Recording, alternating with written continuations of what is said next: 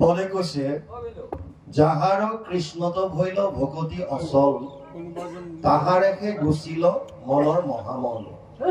যাৰ কৃষ্ণত ভকতি অচল হল, অচল মানে চলাচল নোহোৱা, যেনে চাকি এগছ জ্বলাই থৈছে তাৰ ফিহাডাল বতাহ আহিলে কি হয় অকণমান এনেকুৱা এনেকুৱা কৰে, কিন্তু যদি বতাহ নাথাকে তেতিয়াহ'লে চিধা হৈ থাকিব। এই অচলটো অচলা ভক্তি মানে কৃষ্ণৰ বাহিৰে বেলেগলে যাতে মনটো নাযায়। অনন্য ভক্তি বুলি কয়, অব্যভিচাৰী ভক্তি বুলি কয়। চাওক অচল ভক্তিটো বুজি লওক ভালকে। তিনটা মূল তত্ত্ব আছে। এটা হৈছে ব্ৰহ্মতত্ত্ব মানে ভগৱান, এটা হৈছে তেওঁৰ মায়া। মায়া বুলি কোৱাৰ লগে লগে ধন টকা পইচা পুত্ৰ পৰিবাৰ ঘৰ দুৱাৰ স্বৰ্গ ইত্যাদি কৰি ব্ৰহ্মলোক পৰ্যন্ত সব মায়া। আৰু এটা হৈছে জীৱতত্ত্ব। জীৱ মানে আমি বিলাক। জীৱ কাক কয়? যি নিজে জীয়াই থাকে আনক জীৱিত ৰাখে, এইজন হৈছে জীৱ। আমি হলো জীৱ। আমাৰ বাহিৰে দুটাই তত্ত্ব আছে, এটা হৈছে ভগৱান তত্ত্ব আৰু এক হৈছে মায়া তত্ত্ব। আমাক লাগে আনন্দ, আমি সবেই আনন্দ বিচাৰিতো ঘূৰি ফুৰিছো ৰাতিপুৱাৰ পৰা ৰাতিলৈকে। সব মানুহক কেৱল আনন্দ লাগে। আনন্দটো ক'ত পাম? এই দুটা বস্তুৰ ভিতৰতে এটাত আছে, হয়তো ভগৱানত আৰু নহলে মায়া। মই বুলি কোৱাৰ লগে লগে দুটা বস্তু আছে, এটা হৈছে শৰীৰটো 24 তত্ত্বৰ দ্বাৰা আৰু এটা হৈছে ইয়াত যিটো চেতন কৰি ৰাখিছে আত্মা। শৰীৰটোকে মই বুলি ভবাৰ কাৰণে গোটেইবিলাক গণ্ডগোল হৈ আছে আমাৰ। মই যে শৰীৰটো নহয় এই তত্ত্বটো আমি যিমান পাৰো অভ্যাস কৰিব লাগে। কেনেকৈ কৰিব? মোৰ যিমান বস্তু আছে সেইটো মই কেতিয়াও হ'ব নোৱাৰো। এই বস্তুটো এবাৰ ফৰ্মুলাটো আপোনালোকে মনত ৰাখক। যিমান বিলাক মোৰ আছে, মোৰ বস্তু, এইবিলাক কেতিয়াও মই হ'ব নোৱাৰো। মানে এখন কাৰ গামোচা মোৰ গামোচা, এখন কাৰ চেলেং মোৰ চেলেং, তাৰমানে মই চেলেংখন নহয়, মই গামোচা নহয়। এইটো কাৰ হাত মোৰ হাত, তাৰমানে মই হাতটো নহয়। তেনেকৈ এইটো কাৰ শৰীৰ মোৰ শৰীৰ। আমি কি কম?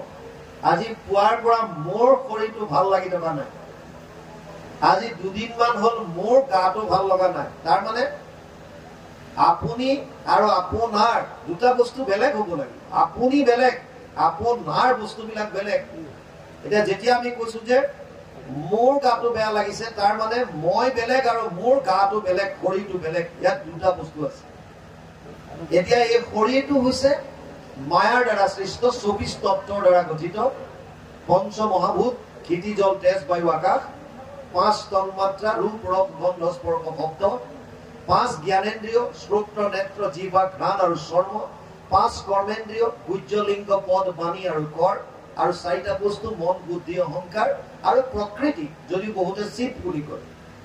চিতটো চৈতন্য হৈ যায়, তথাপিও একো নাই। কোনোবাই মনৰে 4টা অৱস্থা বুলি কৈছে, আল্টিমেটলি মন জ্বৰ। গতিকে এই 24 তত্ত্বৰ দ্বাৰা আমাৰ শৰীৰটো ই জ্বৰ। এই শৰীৰটো মৃত এজন ব্যক্তিৰো থাকে, তাৰমানে সততো থাকে ইন্দ্ৰিয়বিলাক, কিন্তু আত্মা যদি নাথাকে সি অচেতন হৈ যায়। এতিয়া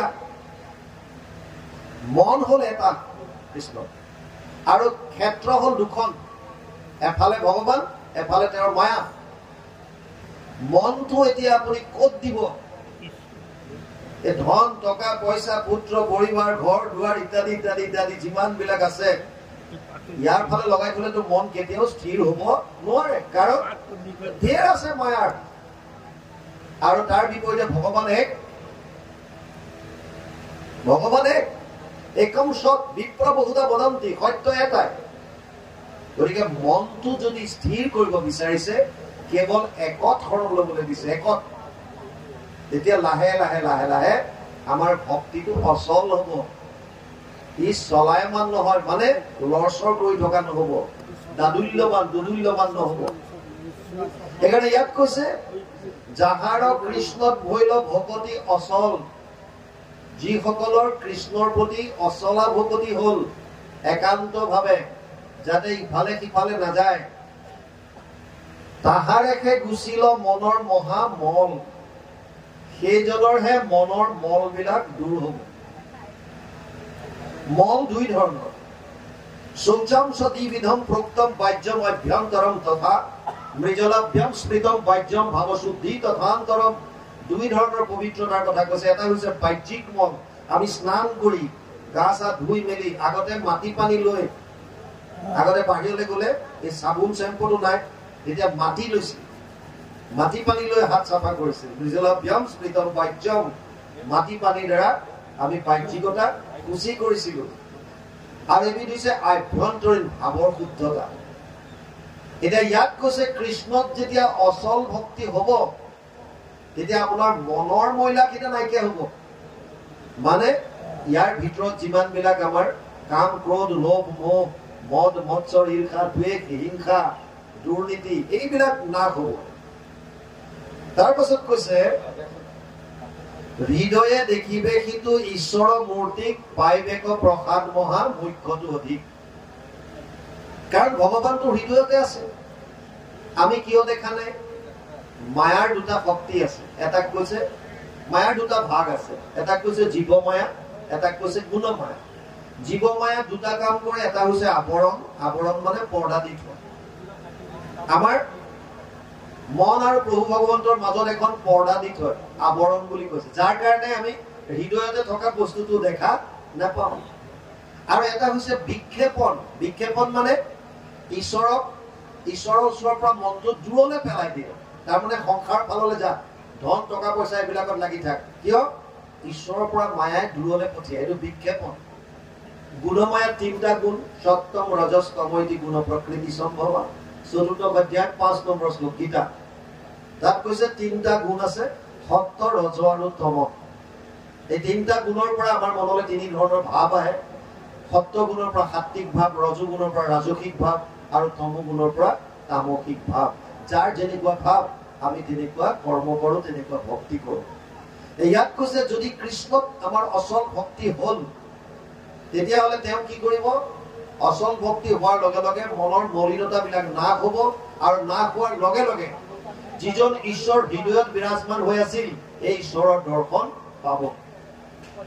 সেইকাৰণে ভাগৱতে কৈছে যিটো প্ৰাণ প্ৰভু কৃষ্ণ হৃদয়তে আছে, সিটো মনেহে কৰিব লাগে। সি কৰাটোৰো নাহি হানি, এতেকতে পদ্ম পানী, তুষ্ট হন্ত দেৱতাৰো দেৱ। মানে আমি ভক্তি কৰো এতিয়া ইন্দ্ৰিয়ৰ দ্বাৰা। প্ৰাৰ্থনা গালো, হাতেৰে চাপৰি বজাই নাম গালো, বাহ্যিকভাৱে শ্ৰৱণ কৰিছো, কিবা কৰিছো, ইন্দ্ৰিয়ৰ দ্বাৰা কৰি আছো। যদি মনটো ইয়াত নাই দিয়া, তেতিয়াহ'লে বিশেষ লাভ নহব। ভগৱানে কৈছে 10টা ইন্দ্ৰিয় তই তোৰ কামত লগাই থ, মোৰ কোনো আপত্তি নাই, মোক এটা বস্তু দে, কেৱল মনটো দে। মন মনা ভৱ মদ ভক্তা মধ্যাজি মাম নমস্কুৰু, মামে বৈশ্যসি সত্যম তে প্ৰতিজানে প্ৰিয়সীমে। 8ম অধ্যায় 65 নম্বৰ শ্লোক গীতা। অনুবাদ কৰিছে মহাপুৰুষ মাধৱদেৱে ঘোষাত। মোকে মাত্ৰ সদা দিয়া মন, মোৰ ভক্ত হোৱা সৰ্বক্ষণ, মোকে পূজা মাত্ৰ, মোকে কৰা নমস্কাৰ। কহিলো তোমাতো সত্যবাণী, পাইবা সুখে মুখ মহামানী, তুমি প্ৰিয়তম সুহৃদ সখী আমাৰ। মনটো বিচাৰিছে আমাক, আৰু আমি মনটো সংসাৰত দি থৈ দিছো। বাহ্যিকভাৱে গৈ আৰু থাপনাৰ ওচৰত বা গুৰু গৃহত সোমাই কৃষ্ণ কৃষ্ণ এবাৰ ক'ব পাৰিলে ভাবিলো যে হৈ গ'ল আমাৰ, ঠিক আছে। মনটো আমি দিব পৰা নাই, মনটো। আৰু মনটো দিলেহে আপোনাৰ মনৰ মলখিনি নাশ হ'ব। তেতিয়া হৃদয়ে দেখিবে কিন্তু ঈশ্বৰ মূৰ্তিক, পাইবেক প্ৰসাদ মহা, মুখ্যটো অধিক। আৰু যেতিয়া ঈশ্বৰ কৃষ্ণক হৃদয়ত দেখা পাব, এইটো মুক্তিতকৈও ডাঙৰ বুলি কৈছে। আৰু যিসকল ভকত তেওঁলোকে মুক্তিটো বাঞ্ছা নকৰে, মুক্তিটো নিস্পৃহা যিটো, সেই ভকতসকল নমো বুলি মহাপুৰুষ মাধৱদেৱে ঘোষা আৰম্ভ কৰিছে। মুক্তিটো নিস্পৃহা যিটো। কেলে লাগে? ভগৱানক যেতিয়া হৃদয়ত আপুনি প্ৰকাশ্য দেখা পাইছে, যিকোনো জুনিত পঠাই দিয়ক, কি গতি আছে? ভগৱান কৃষ্ণক আপুনি দৰ্শন পাই আছে। ইয়াতকে পৰম আনন্দ আৰু একো নাই। গতিকে মুক্তিৰ কামনাও নকৰে। সেইকাৰণে কৈছে মুখ্যটো অধিক। কথাৰ বুজিলা ৰাজা যেন অভিপ্ৰায়, নাহিকে পৰম গতি ভকতি বিনাই। কলি যুগত যদি পৰম গতি লাভ কৰিব পৰা কিবা উপায় আছে, সেইটো হৈছে ভক্তি। একাদশ স্কন্ধত বৈকুণ্ঠ পুৰাণৰ প্ৰাক মুহূৰ্তত ভগৱান কৃষ্ণই অৰ্জুনক, উদ্ধৱক কৈছিল, হে উদ্ধৱ, মোক পাবৰ কাৰণে 3টা মাৰ্গ আছে, মোৰ ওচৰলৈ আহিবলৈ 3টা পথ আছে। যোগ ত্ৰায়ময়ী প্ৰোক্তা নৰনম শ্ৰেয় বিধিচ্ছয় জ্ঞানম কৰ্মম চ ভক্তিম চ ন উপায় অন্যস্তি কুত্ৰাচিত। 11:20 একাদশ স্কন্ধ 20 অধ্যায় 6 নম্বৰ শ্লোক ভাগৱত। হে উদ্ধৱ, মোক পাবৰ কাৰণে 3টা মাৰ্গ। এটা হৈছে কৰ্ম মাৰ্গ, য'ত যাগ যজ্ঞ পূজা পাতল ইন্দ্ৰিয়ৰ কৰ্ম প্ৰধান। দ্বিতীয় জ্ঞান মাৰ্গ, য'ত বুদ্ধিক প্ৰাধান্য দিছে, নিৰ্গুণ নিৰাকাৰ ব্ৰহ্মক ধ্যান ধাৰণা সমাধিৰ মাজেদি পাব পাৰে। আৰু তৃতীয়টো ভক্তি মাৰ্গ, য'ত সমস্ত ভূতত ব্যাপী আছো মই হৰি, সবাকো মানিবা তুমি বিষ্ণু বুদ্ধি কৰি, এই সত্যটো উপলব্ধি কৰি কৃষ্ণত একান্তভাৱে শৰণ লৈ ভকতৰ সংগত তেওঁৰ লীলাসমূহ শ্ৰৱণ কীৰ্তনৰ দ্বাৰাও আমি ভগৱানক পাব পাৰো। যদিও 3টা মাৰ্গ দিলে, উদ্ধৱক কৈছে, হে উদ্ধৱ, জ্ঞান কৰ্ম ভকতি কহিলো কৰি ভেদ, ভকতি পৰম পন্থ দিলো পৰিছে। ভাগৱতী কৈছে, যদিও তোমাক 3টা মাৰ্গৰ কথা কৈছো, কিন্তু মোৰ সিদ্ধান্ত হৈছে ভক্তি। আৰু ইয়াতো সেইকাৰণে কৈছে যে ইয়াত কলি যুগত ভক্তি বিনাই আন একো কাম নাই, নাহিকে পৰম গতি ভকতি বিনাই। কিয় কল? ইফালে 9ম অধ্যায় গীতাত 29 নম্বৰ শ্লোকত অৰ্জুনক কৈছে, হে অৰ্জুন, সমো অহম সৰ্বভূতেষু নামে দেশ অস্তি ন প্ৰিয়। 9ম অধ্যায় 29 নম্বৰ শ্লোক গীতা, হে অৰ্জুন, মোৰ কাৰণে কোনো দেশ নহয়, কোনো প্ৰিয় নহয়, চবৰ প্ৰতি মই সমান। যদি ভাই তুমি সকলোৰে প্ৰতি সমান হয়, তেতিয়াহ'লে কৰ্ম মাৰ্গ আৰু জ্ঞান মাৰ্গ দুটাতনো এনেকুৱা কি আছে যে তুমি চাইড কৰি পেলাই কেৱল ভক্তিটো দিলা? নিজেই কৈছা, কৃষ্ণই নিজেই কৈছে 3টা মাৰ্গ আছে।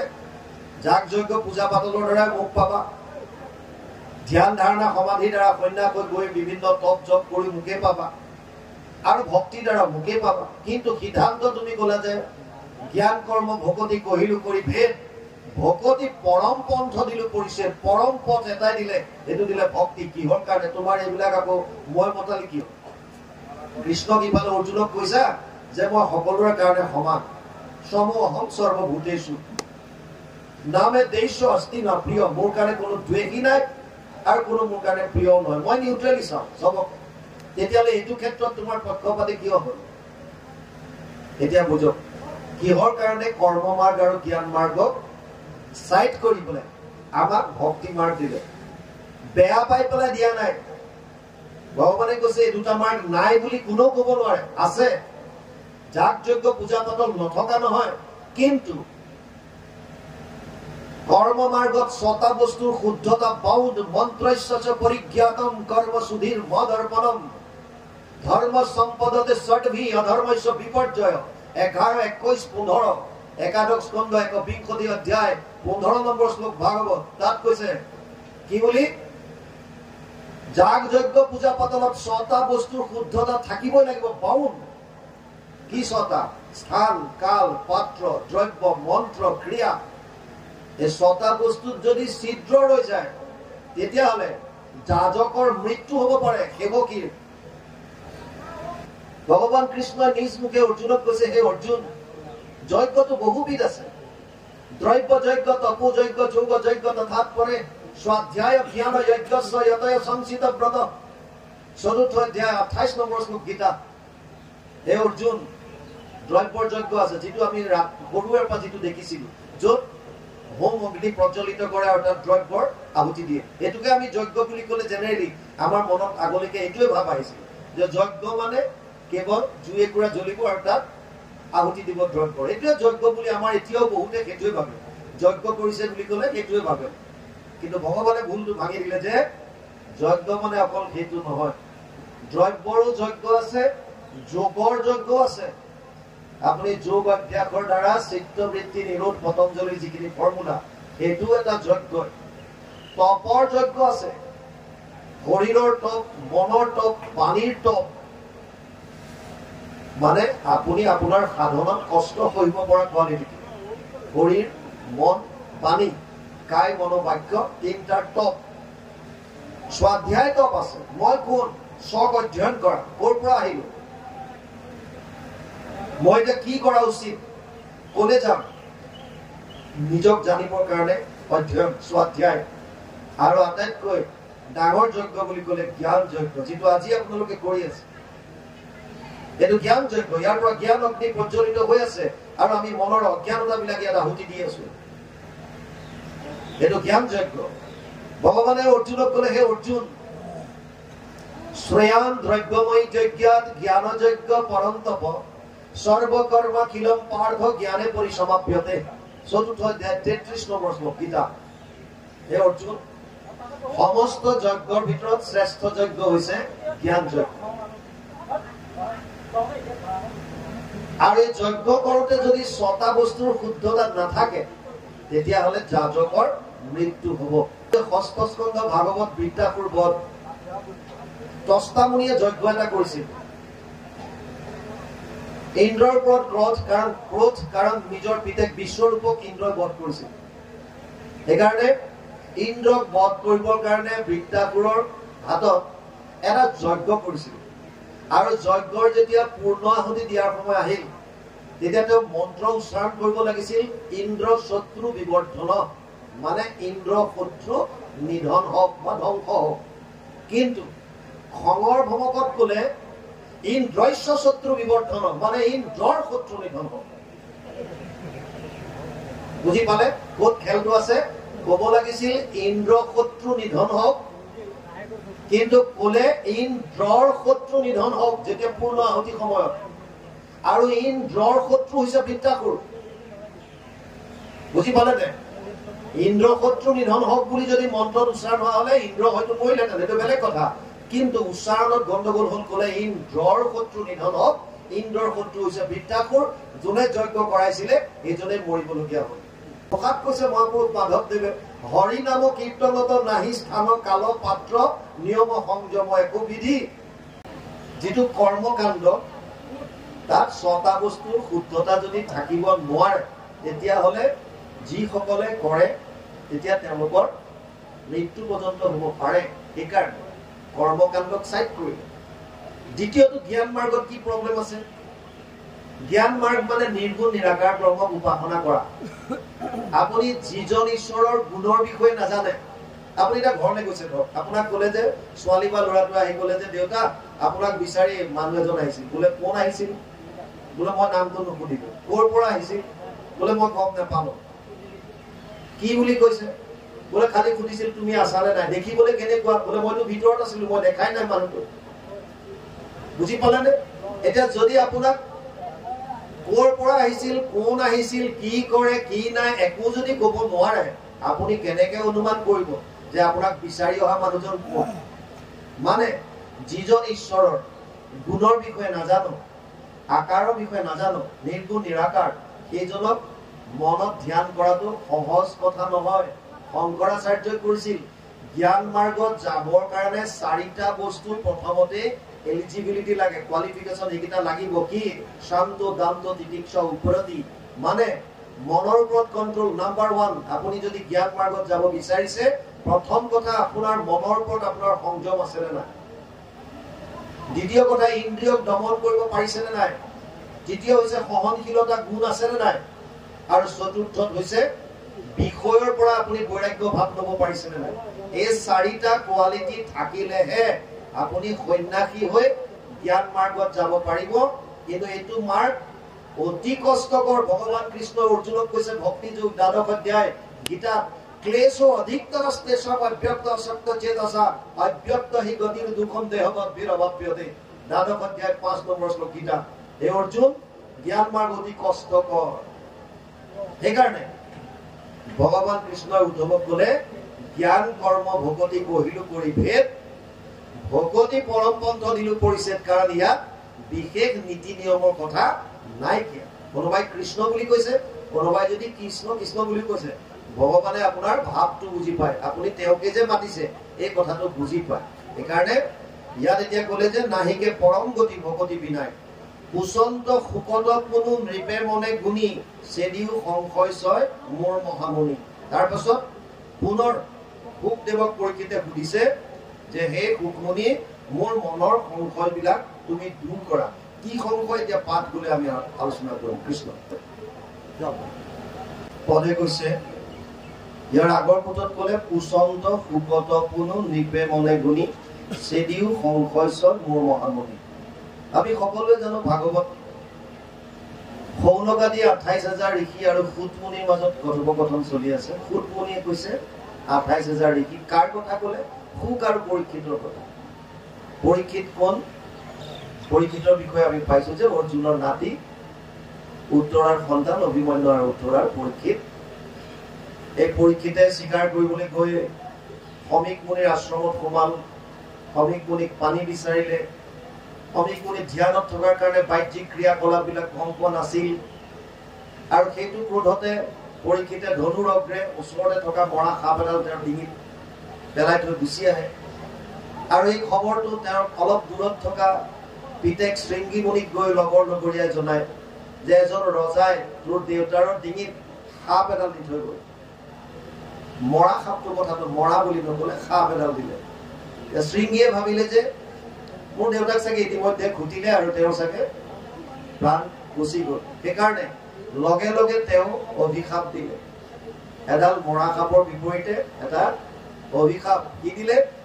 সপ্তম দিৱসত তক্ষকে দংশ বিষ বহনি লাগি তোৰ শৰীৰ ভস্ম হওক, এইটো সাপ দিলে।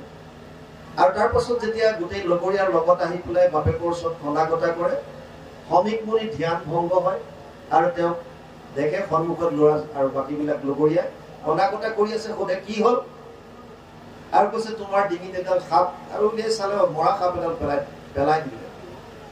তাৰপিছত ক'লে যে আমি লগে লগে ৰজাক সাপ দিলো। শৃংগী মুনিয়ে ক'লে।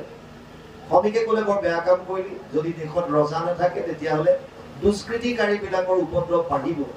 তথাপিও হ'বলগীয়া ঈশ্বৰৰ ইচ্ছাত কোনে বাধা দিব পাৰে?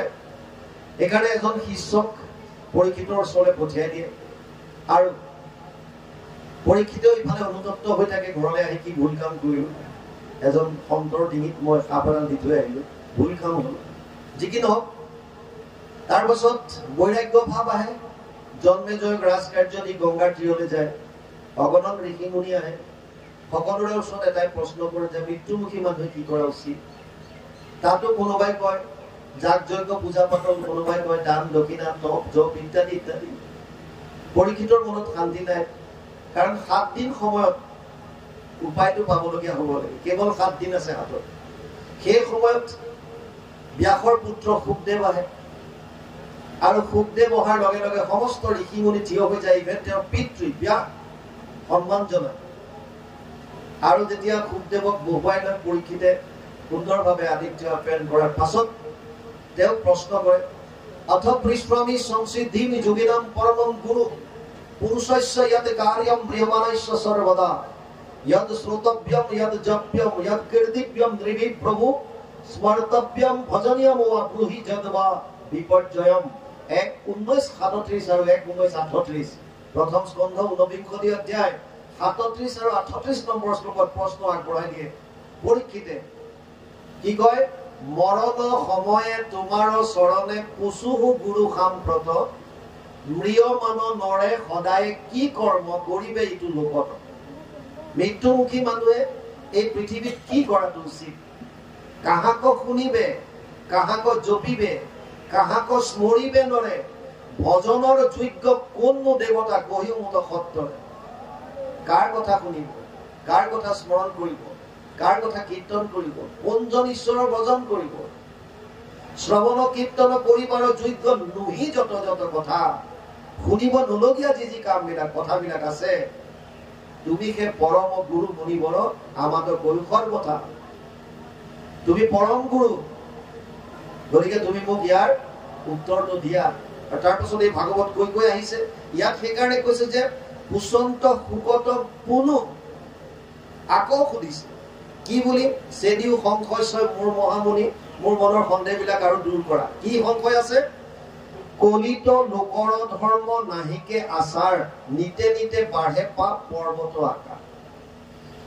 কলিৰ মানুহৰ মই প্ৰথমে কৈছিলো দুখৰ সাগৰ কলি। কলি যুগত মানুহৰ মনবিলাক মলিনতাৰে ভৰি পৰিব। পাপ কৰ্ম কৰিবৰ কাৰণে মানুহে কুণ্ঠাবোধ নকৰিব। যিকোনো কৰ্ম কৰিবৰ কাৰণে কুণ্ঠাবোধ নকৰে। আৰু এনেই নব আমাৰ দৈনন্দিন জীৱনত 5 ধৰণৰ পাপ বা হিংসা আমাৰ দ্বাৰা হৈ থাকে। প্ৰথম স্কন্ধত আছে,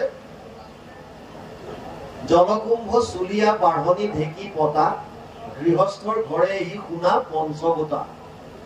জলকুম্ভ মানে আগতে কলহত পানী থৈছিল, সেইটো জলকুম্ভ বুলি কয়। এতিয়া টেংকত থাকে, ৰিজাৰ্ভাৰ বাকেটত থাকে, বাল্টিত। তথাপিও তাত পানী য'ত আমি থওঁ তাত কীট পতংগ পোক পৰুৱাৰ সোমাই মৃত্যু হ'ব পাৰে। যদি মৃত্যু হৈছে তেতিয়াহ'লে অজানিতে হ'লেও আমাৰ দ্বাৰা হিংসা হৈছে।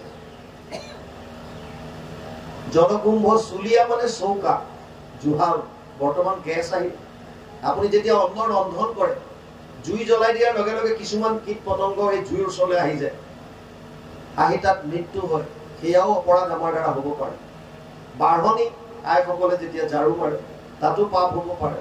ঢেঁকী, য'ত আমি চাউল খুন্দো, যদিও আজিকালি চাউল মিলতে নিয়ে, বিহুৱে সংক্ৰান্তিয়ে পিঠাগুড়ি ইত্যাদি গুলিবৰ কাৰণে অকণমান ব্যৱহাৰ কৰে।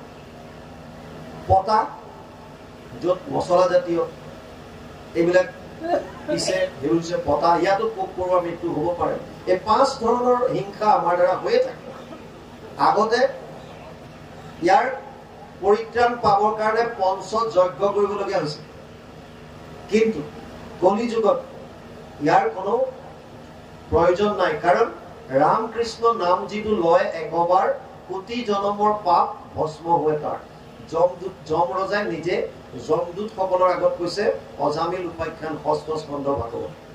গতিকে কলি যুগত পৰম বস্তু হৈছে হৰি নাম। এতিয়া ইয়াত কৈছে, কলিত লোকৰ ধৰ্ম নাহিকে আচাৰ, নিতে নিতে বাঢ়ে পাপ পৰ্বত আকাৰ। কাৰণ কলি যুগৰ মানুহে এতিয়া যিটো আনন্দ আমাক লাগে, সেই আনন্দটো ক'ত আছে বুলি ভাবো? ধন, টকা পইচা, পুত্ৰ, পৰিবাৰ, এইবিলাক। আৰু সেইকাৰণে আশা পাশা সতেৰ বদ্ধ কাম ক্ৰোধ পৰায়ণ, ইহন্তে কাম ভোগাৰ্থ মই ন্যায় অৰ্থ সঞ্চয়। অৰ্থাৎ 8ম অধ্যায় 12 নম্বৰ শ্লোকত কৈছে, আশাৰ পাশত বন্দী হৈ মানুহে কৰাপশ্যনৰ দ্বাৰা টকা ঘটা আৰম্ভ কৰি দিব। আৰু কৰাপশ্যন মানে আল্টিমেটলি পাপৰ ফালে গৈ আছে। শাৰীৰিকভাৱে আমি বিভিন্ন ধৰণৰ পাপ কৰোঁ, মানসিক পাপ কৰোঁ বহুত, মানসিক, মনৰ দ্বাৰা। আপুনি বেলেগে মনৰ দ্বাৰা বেলেগৰ বেয়া কথা চিন্তা কৰা, সেইটো এটা পাপ। আপুনি ইন্দ্ৰিয়ৰ দ্বাৰা কৰা নাই, মনৰ দ্বাৰা কৰি আছে, সেইটো পাপ। আৰু কলি যুগৰ মানুহৰ মন মলিনতাৰে ভৰি আছে। 100টা চিন্তাৰ 80টাই বেয়া চিন্তা আহে মানুহৰ মনলৈ। এজন মানুহৰ মনলৈ 24 ঘণ্টাত 1200ৰ পৰা 60,000টা চিন্তা, তাৰে শতকৰা 80টা বেয়া চিন্তা, 20টা মাত্ৰ ভাল চিন্তা। গতিকে পাপটো আমাৰ দ্বাৰা পৰ্বত আকাৰ হৈ আছে, ইয়াত কোনো দ্বিধা নাই। সেইকাৰণে লিখিছে যে পাপ হৈ আছে কলিত, বাঢ়ে পাপ পৰ্বত আকাৰ। কলিত পাতকে লোক হৈবে জৰ্জৰিত, নুপুজিবে পাতকীৰ ভকতি কিঞ্চিত।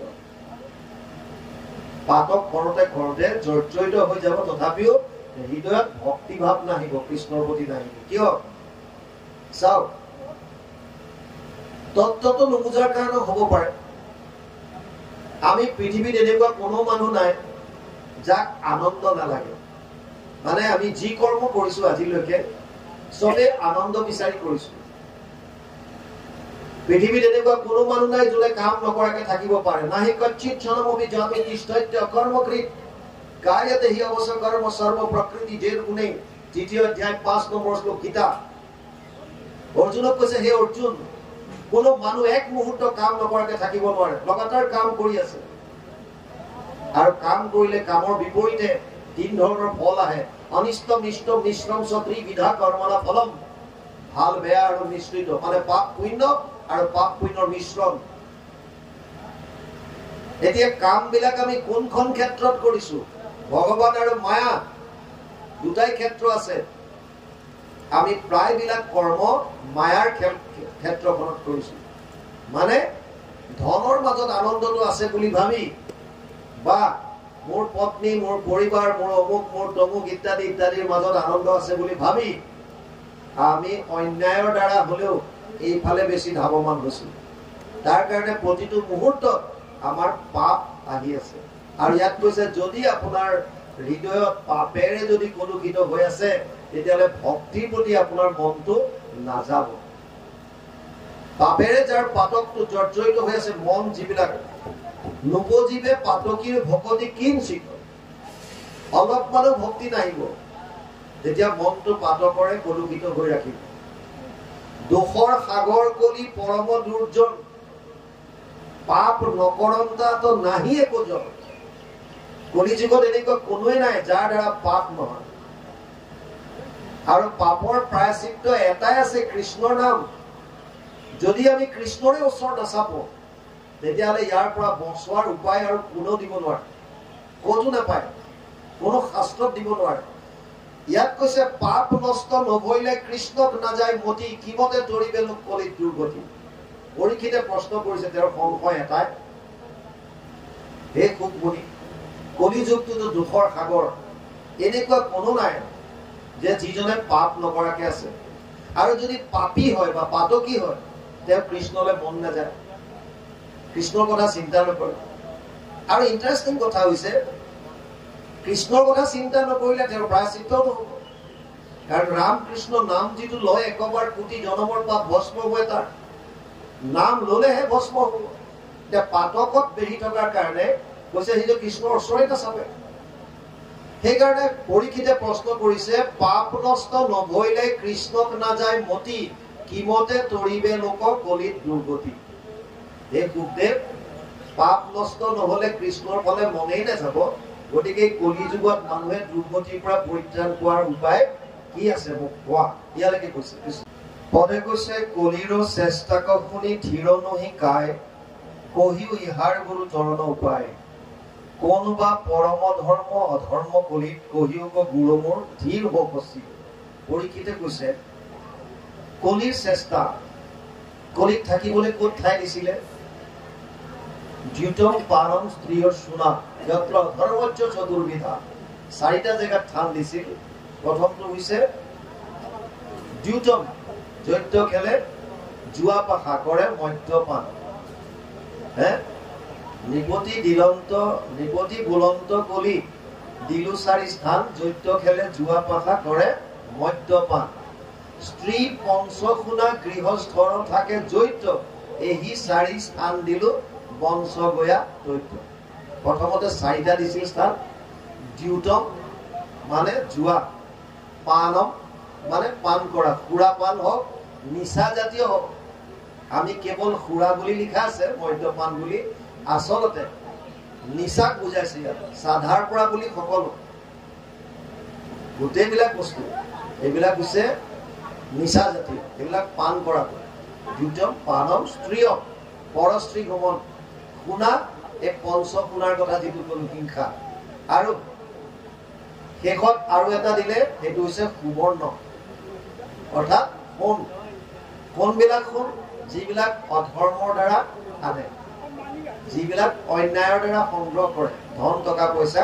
সোণ মানে আগতে সোণৰ মুদ্ৰা আছিলে, সেইকাৰণে সুবৰ্ণ বুলি কৈছে। আচলতে হৈছে ধন টকা পইচা সম্পত্তি, এইবিলাক এইবিলাক সুবৰ্ণ। আগতে সোণৰ মুদ্ৰা প্ৰচলিত আছিল কাৰণে সোণ বুলি কৈছে। আল্টিমেটলি অধৰ্মৰ দ্বাৰা যিবিলাক আমি সম্পত্তি, ধন টকা পইচা ইত্যাদি ঘটো, এইবিলাকতো কলিয়ে বাস কৰে।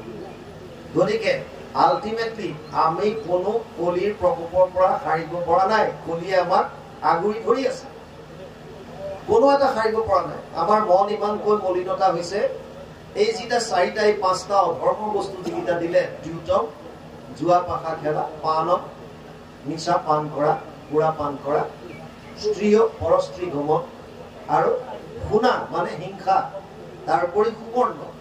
এই পাঁচটা বিষয়ৰ পৰা আমি আঁতৰ হ'ব পৰা নাই। যদি পৰা নাই, কলিয়ে আমাক আল্টিমেটলি আগুৰি ধৰি আছে।